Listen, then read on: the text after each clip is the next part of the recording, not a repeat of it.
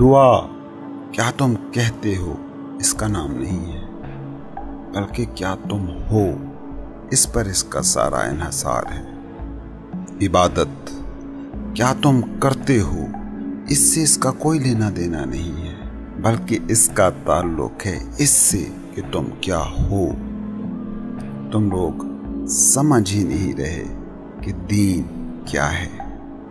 دین ہونے کا ڈھنگ ہے، یہ تمہارا کوئی ایکشن نہیں۔ سوچو نا، جو تمہارا تصور خدا ہے، جو بھی ہے، خدا کو تمہارے کرنے، تمہارے عمل، تمہارے ایکشن سے کیا لینا دینا؟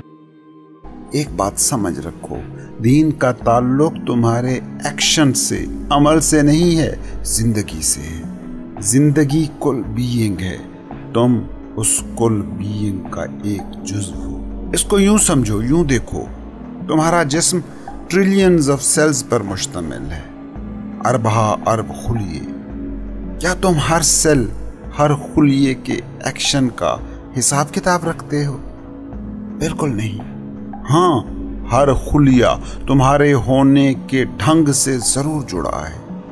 یہ کائنات جو ظاہر میں ہے اور جو ظاہر سے ماورا ہے، جو روشنی میں ہے اور جو تاریکی میں ہے، جو معلوم کی سرحد میں ہے اور جو نامعلوم ہے، وہ سارا وجود خدائی وجود ہے۔ اس کل کائنات کے ہونے کا ایک ڈھنگ ہے جس سے سب آشکار اور نا آشکار جڑا ہے۔ یاد رکھو، تم جسم نہیں ہو، تم دماغ نہیں ہو، بلکہ تم وہ شعور ہو، وہ پوائنٹ آف کانشیسنس ہو جو دیکھ رہا ہے کہ یہ تمہارا بدن ہے، جو دیکھ رہا ہے کہ یہ تمہارا دماغ ہے، جو وٹنس ہے، جو آبزرور ہے، جو مشاہدہ کر رہا ہے۔ تمہارے باطن میں موجود ایک مقام شعور ہے، وہ مقام شعور کہ جو کل شعور اس کائنات کی کل بینگ سے جڑا ہے۔ بالکل ویسے ہی کہ جیسے تمہارے بدن میں آکسیجن کی صورت ہوا داخل ہوتی ہے اور کاربن ڈائی آکسائڈ گیس کی صورت خارج ہوتی ہے، اور جو اس بدن کو زندہ رکھتی ہے، اس کی کوئی سرحد نہیں ہے۔ ہوا کا یہ کرہ ایک پورا کل ہے، اس کا ایک جزو تم میں داخل ہوتا ہے اور خارج ہوتا ہے، مگر وہ ہوا جو تم میں داخل ہوئی اور تم سے خارج ہوئی، وہ باہری کائنات میں موجود اس گیسی کرے سے الگ کوئی چیز نہیں ہے۔ یہ مقام شعور بھی بالکل اسی گیسی کرے کی طرح ہے۔ تمہارے اندر موجود اس پوائنٹ آف کانشیسنس کے آسمان پر اگر پیار ہے تو تمہارا ہر ایکشن عبادت ہوگا۔ تمہارے باطن میں اگر سکون ہے، سکوت ہے، تو تمہارا ظاہر میڈیٹیشن ہوگا، مراقبہ ہوگا۔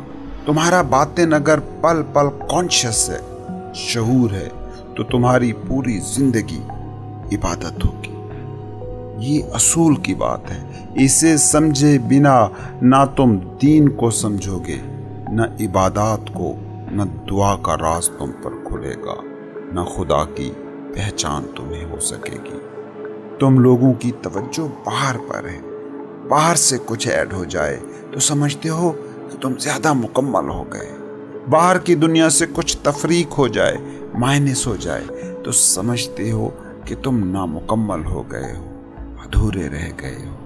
ایک نوکری جو تمہارے دماغ کی، تمہاری انا کی طلب ہے، وہ مل جائے تو سمجھتے ہو کہ تم پورے ہو گئے۔ ایک کاروبار ڈوب گیا تو تم اپنے ہونے کو نامکمل سمجھتے ہو۔ لڑکے امتحانوں میں فیل ہو کر خودکشی کر رہے ہیں، نوجوان نوکری نہ ملنے پر ڈپریس ہو رہے ہیں۔ کیوں؟ کیونکہ وہ یہ سمجھ رہے ہیں، بلکہ انہیں یہ سمجھایا جا رہا ہے کہ یہ تمہیں نہ ملا تو تم زندگی میں کچھ نہ کر سکو گے، ناکامل رہو گے، ناکام رہو گے۔ مگر جو ایک چیز سمجھ میں نہیں آ رہی وہ یہ ہے کہ باہر کی دنیا میں آنے والا بدلاؤ کچھ بھی نہیں سوائے اس کے کہ تم نے کپڑے بدل لیے ہیں۔ یاد رکھو، باہر کو بدلنے سے کبھی اندر نہیں بدلا۔ ہاں، اندر بدل جائے تو باہر سب کچھ خود بخود بدل جاتا ہے۔ کیونکہ تمہارا باہر، تمہارا ایکشن، تمہارا ظاہر، تمہارا ہر عمل سایہ ہے، شیڈو ہے۔ کوئی بھی سائے کو بدل کر کیا خود کو بدل سکتا ہے؟ کیا کوئی بھی سائے کو بدل سکتا ہے؟ نہیں۔ لیکن اگر تم بدل جاؤ تو سایہ خود بخود بدل جاتا ہے۔ کبھی سینما میں فلم دیکھی ہے؟ سینما کے پردے پر جو نظر آ رہا ہوتا ہے وہ صرف سایہ ہوتا ہے، اس فلم کا سایہ جو پروجیکٹر میں لگی ہے۔ اصل واردات پروجیکٹر میں ہو رہی ہے، پردے پر تو سائے لہرا رہے ہیں۔ پروجیکٹر میں فلم بدل دو، سائے بدل جائیں گے۔ پردے کو کیسا بھی رنگ لو، کیسا بھی صاف کر لو، پروجیکٹر میں موجود فلم نہیں بدلے گی تو پردے پر لہرا رہے سائے کبھی نہ بدلیں گے۔ تم دکھی ہو تو پروجیکٹر کے اندر موجود فلم کو بدلنا ہوگا۔ کوئی عہدہ، کوئی کامیابی، کوئی نوکری، کوئی مکان، کوئی ایڈونچر جو باہر کی دنیا میں ہوا وہ تمہیں خوش یا مطمئن نہیں کر سکتا۔ ہاں، اندر فلم بدل دو، فلم سکھی اور مطمئن لگا دو۔ پروجیکٹر کی فلم میں پیس، سکوت اور سکون ہو تو زندگی کے پردے پر صرف محبت ہوگی، سکون ہوگا، اطمینان ہوگا۔ یہ ایک ایسا راز ہے کہ سمجھ جاؤ گے تو سمجھو کائنات کا سب سے گہرا راز تم نے پا لیا ہے۔ تمہاری دنیا کی اکثریت کا مگر المیہ یہ ہے کہ وہ باہر کو بدلنے میں اپنی ساری زندگی گنوا دیتی ہے، لباس کو بدلنے میں سب کچھ داؤ پر لگا دیتے ہیں۔ لیکن تم بخوبی جانتے ہو کہ لباس بدل بھی جائے تو کچھ بدلتا نہیں۔ تم دکھی ہو اور مہنگے سے مہنگا لباس بھی پہن لو تو کیا دکھ مٹ جائے گا؟ تم کسی مہلک مرض میں ہو، بینک میں ہزاروں کروڑ بھی آ جائیں تو کرب بدل جائے گا۔ تم اندر سے غسیلے ہو تو سارا دن بھی اگر خیراتیں کرتے رہو گے تو تمہارے اندر تھوڑی ہی کچھ بدلے گا۔ تم باہر کو، ظاہر کو جتنا بھی بدل لو، تم ہی رہو گے۔ چوری کرتے تھے، ساد ہو جاؤ گے، مطلب دولت جمع کرتے تھے، بانٹنے لگ گئے، لیکن تم ہی ہو۔ دولت کی اہمیت تمہاری نظر میں تب بھی وہی ہی رہے گی جو چوری کرتے وقت تھی۔ دولت کو جمع کرنا ہو یا اسے لٹانا اور سخاوت کو اہم نیکی سمجھنا ہو، دونوں ہی صورتوں میں اہمیت تم دولت ہی کو دے رہے ہو۔ چوری کرتے وقت چاہت یہ تھی کہ دولت زیادہ جمع ہو جائے، وہی اہمیت خیرات اور صدقہ کرتے وقت رہے گی۔ جب چوری کرتے تھے تو تب بھی تم سمجھتے تھے کہ دولت بہت قیمتی متاع ہے، خیرات کرتے وقت، دان دیتے وقت بھی یہی سمجھو گے کہ دھن بہت قیمت کا ہے۔ اصل چیز تو یہ تھی کہ دولت کا زندگی کے سکون سے تعلق کٹتا، عہدے کا تمہاری بینگ کے تجربے سے الحاق ٹوٹتا۔ تمہارے باطن میں دھن مٹی نہیں ہوا، اب بھی سونا ہے۔ دھن مٹی ہو جاتا تو کیا کوئی مٹی کو دان دیتا ہے؟ دولت کی زکوٰۃ دے کر کوئی خوش ہوتا؟ اگر تمہارے اندر دھن واقعی مٹی ہو جاتا تو کیا تم اپنا کوڑا کرکٹ، مٹی دوسروں کو دینے جاتے، اور وہ بھی احساس فخر کے ساتھ؟ اور اگر وہ دھن کوئی لے لیتا تو کیا تم سمجھتے کہ تم نے اس پر کوئی احسان کیا؟ کیا تم چاہتے کہ وہ بدلے میں تمہارا شکریہ ادا کرے؟ اگر دولت سچ میں تمہاری نظر میں بیکار ہو گئی ہوتی تو جو تمہاری زکوٰۃ، صدقے قبول کر لیتا تو تم ہی اس کے شکر گزار ہوتے۔ تم سوچتے کہ میں خوش قسمت کہ اس شخص نے کچرا لیا اور انکار نہ کیا، لیکن تم اپنے سخیوں کو، زکوٰۃ دینے والوں کو دیکھو، وہ کبھی تمہیں ایسا سوچتے نظر نہیں آئیں گے۔ 1 روپیہ بھی سخاوت کرتا ہے تو بدلے میں احسان مندی کا جذبہ مانگتا ہے۔ ایک خیالی سا قصہ ہے مگر بہت سبق آموز۔ ایک شیخ صاحب کی موت ہو گئی، میدان حشر میں گئے اور سیدھا جنت کے دروازے پر جا پہنچے اور دستک دی۔ انہیں پورا یقین تھا کہ دروازہ کھلے گا کیونکہ انہوں نے صدقہ کیا تھا۔ خیر دروازہ کھلا۔ دربان نے اسے سر سے پیر تک دیکھا اور کہا کہ شاید آپ نے یہاں غلطی سے دستک دے دی ہے۔ وہ سامنے جہنم کا دروازہ ہے، اس پر دستک دو، یہاں تمہارا اندراج نہیں ہے۔ شیخ صاحب تو اس پر چڑھ گئے۔ انہوں نے کہا کیا خبر نہیں پہنچی؟ کل ہی میں نے ایک بوڑھی عورت کو 10 روپے خیرات دیے تھے، اور اس سے بھی ایک دن پہلے ایک اندھے اخبار بیچنے والے لڑکے کو 5 روپے صدقہ دیا تھا۔ جب دان کی دہائی دی گئی تو دربان نے اپنے اسسٹنٹس کو کہا کھاتا چیک کرو، وہاں 15 روپے کی خیرات اور صدقہ لکھا ہوا تھا۔ دربان کو فکر ہوئی۔ اس نے پوچھا کہ اس کے علاوہ کوئی اور نیکی کی تھی تم نے؟ شیخ صاحب بولے اور تو کچھ اس وقت یاد نہیں آتا، کچھ کیا ہوتا اور یاد نہ آتا؟ جسے 15 روپے پورے کے پورے یاد تھے وہ کچھ اور کرتا اور اسے یاد نہ آتا، یہ کیسے ہو سکتا ہے؟ کھاتے کو دربان کے ساتھیوں نے پھر جانچا تو بس وہی 15 روپے ہی نکلے۔ انہی 15 روپوں کے بل پر اس نے جنت کا دروازہ کھٹکھٹایا تھا، اور وہ بھی اکڑ اور پورے یقین کے ساتھ۔ خیر دربان نے اپنے ساتھیوں کی طرف دیکھا اور آنکھوں ہی آنکھوں میں پوچھا کہ کیا کریں اس کے ساتھ۔ اس کے ساتھی نے جیب میں ہاتھ ڈالا، 15 روپے نکالے اور دربان کو کہا اس کو یہ 15 روپے دو اور کہو کہ وہ سامنے کے دروازے پر جاؤ اور وہاں دستک دو، یہاں کا تمہارا حساب باق ہوا۔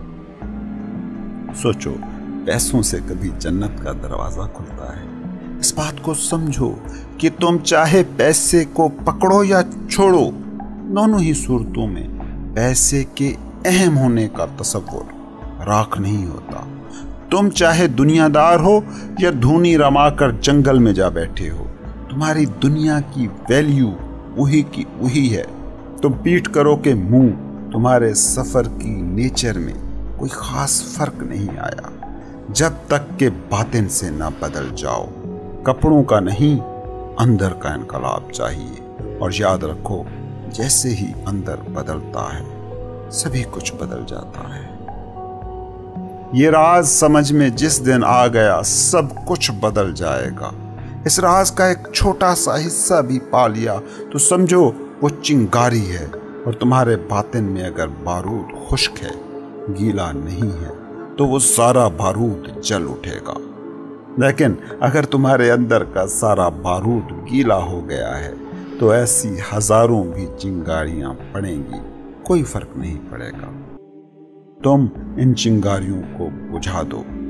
اس بات کو سمجھو کہ تمہاری اصل مشکل یہ نہیں کہ سچ تمہیں سننے کو نہیں ملتا، تمہاری اصل مشکل یہ ہے کہ تم سچ کی چنگاری کو بھی بجھانے میں ماہر ہو، کیونکہ تمہارے اندر ساری بارود گیلی ہے۔ چنگاری بھی پڑ جائے تو چنگاری ہی بجھتی ہے، بارود نہیں سلگتا۔ اور کبھی غور کیا تم نے کہ کیسے کیسے ہیلوں سے تم نے اپنے باطن میں موجود بارود کو مردہ کیا ہے، گیلا کیا ہے؟ جتنا تمہارے پاس علم زیادہ ہوتا جاتا ہے اتنا تمہارے اندر روح کا بارود زیادہ گیلا ہوتا جاتا ہے۔ جتنا تم سوچتے ہو کہ میں جانتا ہوں اتنا تمہاری انا اور مضبوط ہوتی ہے، اتنا تم اندر سے جاہل ہوتے جاتے ہو۔ اسی اپنے جاننے کی وجہ سے تم سچ کی چنگاری کو بجھا دیتے ہو۔ تمہارا جو علم ہے وہ علم کی چنگاری کو بھی تمہارے باطن تک نہیں پہنچنے دیتا، بلکہ الٹا وہی رکاوٹ بن جاتا ہے۔ سچ کی چنگاری پڑ بھی جائے تو تمہارا علم کہتا ہے کہ یہ بکواس ہے، اس کو چھوڑو۔ وہ اس چنگاری کو تمہارے باطن کے دروازے پر ہی بجھا دیتا ہے۔ تم جس علم کو سمجھ رہے ہو کہ وہ تمہیں بیدار کر رہا ہے، وہی الٹا تمہارا ٹرینکولائزر، نشاور گولی بن گیا ہے۔ اور یاد رکھو، علم سے زیادہ گہری شراب اس کائنات میں کھوجنی مشکل ہے، کیونکہ انا کو جتنی تقویت، جتنی اسٹرینتھ علم اور انفارمیشن سے ملتی ہے اور کسی چیز سے نہیں ملتی۔ اور تو اور دولت بھی انا کو اتنا مضبوط نہیں کرتی جتنا جھوٹا علم کرتا ہے، کیونکہ دھن کی چوری ہو سکتی ہے सरकारें बदल जाती हैं, सोशलिस्ट आकर सारी दौलत छीन सकते हैं, रुपए की वैल्यू गिर सकती है, कारोबार डूब सकता है, कुछ भी हो सकता है, लेकिन इल्म चोरी नहीं होता, कोई छीन नहीं सकता। तुम्हें उठाकर कोई जेल में भी डाल दे तो सारा कुछ भी बाहर रह जाए, मगर इल्म तो साथ ही जाता है।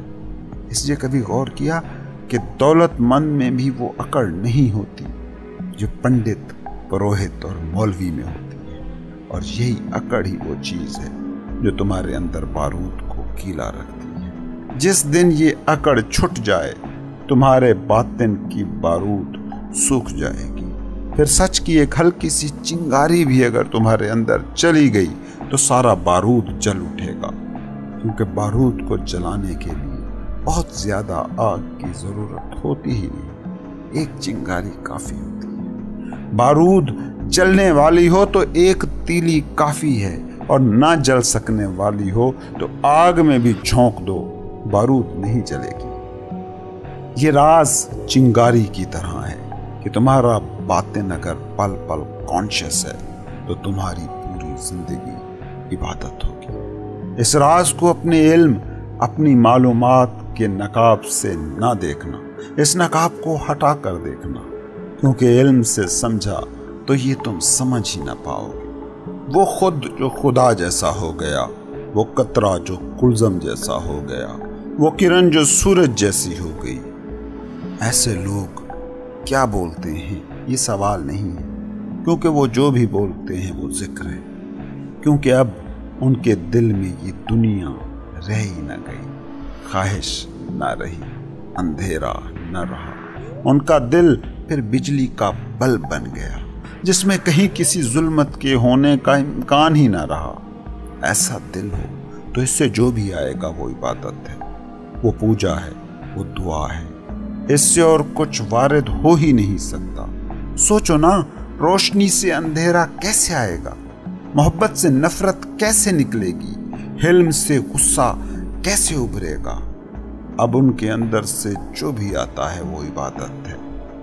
ईसा अलैहिस्सलाम अपने हवारियों को कहा करते थे, तुम क्या अपने मुंह में डालते हो इससे जन्नत नहीं मिलेगी, क्या तुम्हारे मुंह से निकलता है इससे तुम्हें आसमानी बादशाहत मिलेगी, तुम अपने अंदर क्या डालते हो इससे कुछ तय नहीं होता, क्या तुम्हारे अंदर से बाहर आता है वो खबर देता है कि तुम कौन हो। जो खुद खुदा जैसा हो जाए वो फिर जिक्र नहीं करेगा, जिक्र की जरूरत ही नहीं रही, क्योंकि वो जो भी करेगा वही जिक्र होगा। भक्त कबीर से किसी ने एक दिन पूछा, कबीर बड़े सूफी भक्त बने फिरते हो, कभी जिक्र करते तो तुम्हें हमने देखा नहीं, कभी इबादत में महव तुम्हें हमने पाया नहीं, कब करते हो इबादत? हम तो जिस वक्त भी तुम्हें देखते हैं तुम अपने काम में जुटे हो, दुकान पर बैठे हो, कपड़े रफू कर रहे हो, कपड़ा बुनते हो, बाजार बेचने जाते हो, लेकिन कभी तुम्हें इबादत करते, जिक्र करते तो हमने नहीं देखा। कबीर ने जवाब में कहा, जो भी करता हूँ वही इबादत है, जो भी मैं बोलता हूँ वही मेरा जिक्र है, मेरा होना ही मेरा मराकबा है। तुम लोगों को जब इबादत करने, जिक्र करने, मराकबा करने को दिल करता है तो तुम क्या करते हो? तुम अपनी अना की बसाई दुनिया का एक छोटा सा कोना, अपने पूरे दिन का एक छोटा सा हिस्सा इबादत को, जिक्र को, मराकबे को दे देते हो। तुम्हारी दुनिया है, उसके चलने का एक ढंग है। दुकान पर जाते हो, दफ्तर में जाते हो, रेढ़ी करते हो, ठेला लगाते हो, सियासत करते हो, ये दुनिया का तरीका है, ये करना ही पड़ेगा। अपने इसी शेड्यूल में तुम एक और चीज भी ऐड कर देते हो, तुम्हारी इबादतें। 5 वक्त 5 मिनट के लिए मस्जिद का चक्कर लगा आते हो, हफ्ते का एक दिन और उसका 1 घंटा चर्च को भी दे आते हो, मंदिर का 5 मिनट का चक्कर भी लगा आते हो। मतलब अपने उस मामूल में तुम थोड़ा सा वक्त खुदा को भी दे आते हो। तुम्हारी सोच तो ये होती है कि अच्छा सुबह दुकान खोलने से पहले 2 रकात सुबह के फर्ज पढ़ाऊं। ये बड़ा बारीक सा फर्क है, इस पर ध्यान देना। तुम जो भी कुछ करते हो اسی میں عبادت کو، خدا سے تعلق کو جوڑ دیتے ہو، اور تم دن میں 50 کام کرتے ہو، اس میں سے ایک کام یہ بھی ہو جاتا ہے۔ تمہارے ہزاروں کاموں میں سے خدا بھی تمہارا ایک کام ہے۔ اگر یہی تمہارا رویہ ہے تو تم خدا سے محروم ہو جاؤ۔ خدا باہر ہے ہی نہیں، ہو بھی نہیں سکتا۔ جہاں دکان ہے، کھیتی ہے، نوکری ہے، بزنس ہے، وہاں سے خدا کا کوئی تعلق ہے ہی نہیں۔ خدا تمہارا باطن باطن ہے، وہ باطن باطن کے جہاں تم خود ہو، وہ ایکشن اور کام کے جہاں میں نہیں ہے۔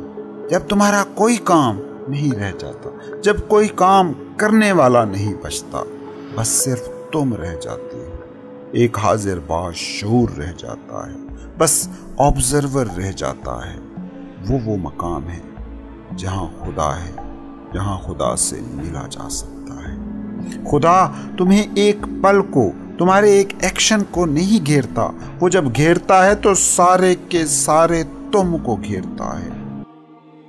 مطلب تم پورے اس میں گرو گے تو ہی اس سے کوئی تعلق تمہارا بن سکے گا۔ جیسے ہی تم کہتے ہو کہ تھوڑا سا وقت اپنی مصروفیتوں میں ہم تمہیں بھی دیں گے، تو پھر خدا سے تم محروم ہو گئے، پھر تم بھٹک گئے۔ جس دن تم پورا ہی خود کو اسے دے دو گے، اس دن وہ تم پر کھل جائے گا۔ اب اس کا یہ مطلب نہیں کہ تم کوئی کام نہ کر پاؤ گے، تم اپنی دنیا کے کام اور بھی بہتر طریقے سے کر پاؤ گے، لیکن اب تمہارا ہر کام خدا کا ذکر ہوگا۔ تمہاری بینگ میں، ہستی میں اس کی دھن بج رہی ہوگی۔ تب وہ تمہارے اندر ہوگا، بالکل ویسے ہی جیسے تمہاری سانس چل رہی ہے۔ جب تم بازار جاتے ہو تو کیا سانس لینا بند کر دیتے ہو؟ نوکری پر جاتے ہو تو کیا سانس کو چھٹی دے دیتے ہو؟ سیاست کرتے ہو تو کیا سانس نہیں لیتے؟ سانس ایکشن کی دنیا کا حصہ ہی نہیں۔ تمہارے سارے ایکشن ہوتے رہتے ہیں، سانس چلتی رہتی ہے۔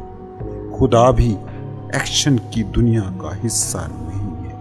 تم جو بھی کرتے رہو وہ تمہارے اندر موجود ہے، بس معاملہ اتنا ہے کہ تم اسے شعوری طور پر جیتے ہو یا وہ لاشعوری طور پر تم سے جڑا رہتا ہے۔ جب خدا ایسے شعوری طور پر تمہارا حصہ ہوگا تو تم سب کرتے رہو گے، تو بھی اس کی ایگزسٹنس تم میں ندی کی طرح بہتی رہے گی۔ تمہارے ایکشن دنیا سے جڑے ہیں اور خدا دنیا کا حصہ نہیں ہے۔